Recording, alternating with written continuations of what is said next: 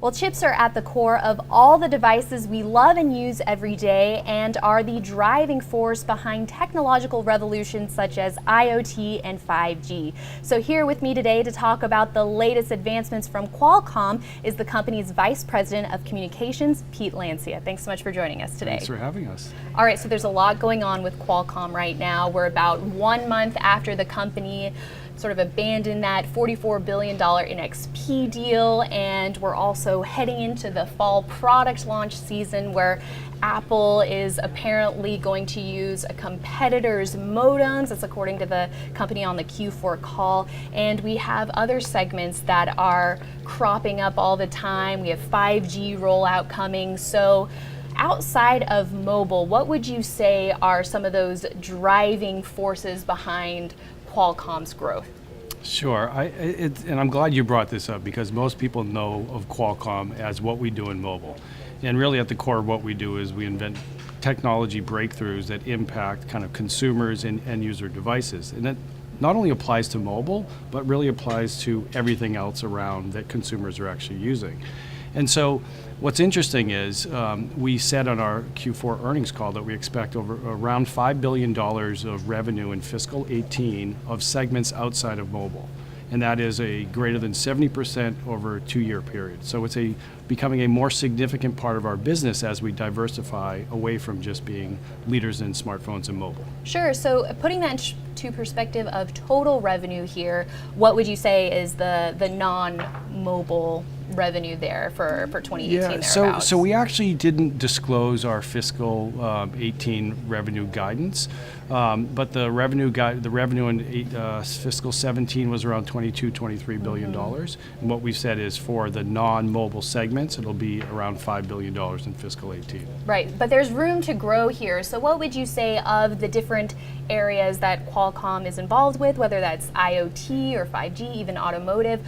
What aspect is expected to drive the most growth?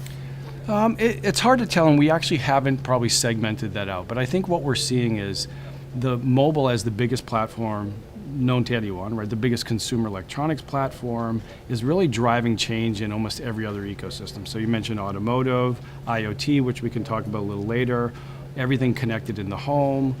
Computing segments are getting changing because of this, and so we see these as good opportunities to take our core technology and apply that, both the computing and the connectivity, to help transform those industries. Right, so you mentioned IoT. What areas within that? I know there's a lot going on in the consumer space. We have smart speakers and all those different fun smart home devices. Wearables are becoming more and more connected. But what aspect of that is kind of the revenue growth driver there? Is it the more industrial applications of IoT? Yeah, so the industrial IoT is a very good segment for us. And if you think about kind of at the core of it, why it's important is that more and more things are getting smarter. And once you get something having computing in it, you want to connect it to get the data off the device to be able to monitor it, improve things. And so we're seeing industrial IoT as a good segment for us to actually take advantage of the capabilities that we apply to those segments. Mm-hmm. And strong growth expected there, I believe, 20% CAGR over the next few years, so really strong. And also, let's talk a little bit about IoT and 5G, because it seems in some ways the two are interconnected, because 5G, that rollout is not only supposed to help improve the speed at which we can pull up, movie files on our phones, but it's also connecting other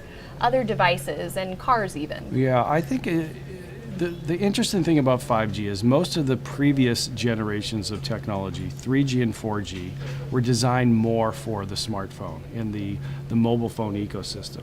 5G is the first system in which it's being designed to support almost every segment. So you have IoT companies, you have auto companies, healthcare companies at the table actually helping define the specification.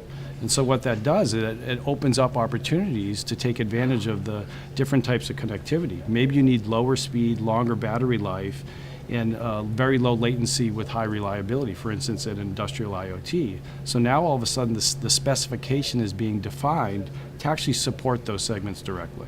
Sure, so Also with 5G, the rollout coming to major cities later this year, devices enabled with 5G coming out in 2019.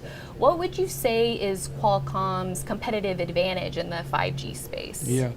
A couple of things. First of all, it goes to the heritage of who Qualcomm is. So we have provided a lot of contributions to the standards that help develop what 5G will do, and we've been leading in terms of working across the ecosystem with OEM partners and operators to ensure that the systems are ready for fiscal 19 or calendar year early 19 launches. All right, and when is significant or meaningful revenue expected to come to 5G? Because clearly it's still really early in the game here for 5G. Yeah, it is, and we haven't predicted that per se. What we have said is that we expect launches to happen in the first half of 19, and we also said that of all of our Snapdragon, our premium tier Snapdragon customers, that all of them have actually roadmap plans to launch a Android-based 5G phone in 2019. And so that shows the momentum around 5G. It's not just a single OEM and one operator. It's operators around the world and 20 manufacturers actually planning on 5G phones in 2019. Wow, it's a big undertaking for sure, but a lot of benefits for that. And going back a little bit, talking about the company here in the wake of what happened with NXP and the strategic thinking about all of these different areas that we've been talking about and expanding in these areas beyond mobile. So how do all of those kind of fit into the strategic pie here as far as maybe ramping up the pace of the output of new products in existing markets or further expanding into other markets? Sure. I mean, the interesting thing is our strategy does not change whether we had NXP or not. We had put this strategy into place a few years ago, and we've actually been executing on it. So when I talked about the approximately $5 billion in sales of non-mobile, 70% increase over fiscal 16, that is a sign of the right strategy and the proper execution.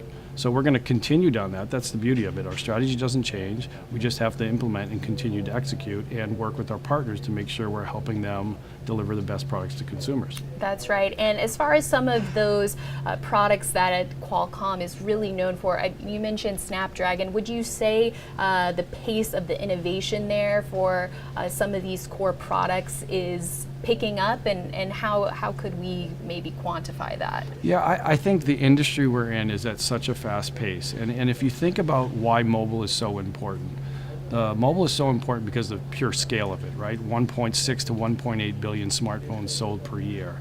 The pace of innovation, you have new smartphones coming out every 6 to 9 months, and that usually requires new innovation on the chipset perspective. So when you are at the core of that, and you can take that innovation and apply it to other industries, it allows you to be at the forefront of those other industries as well. Sure. All right. Well, we will definitely keep an eye on Qualcomm and the stock, and make sure to head to investors.com for all the latest market news and analysis. This is Alyssa Corum with Investors Business Daily.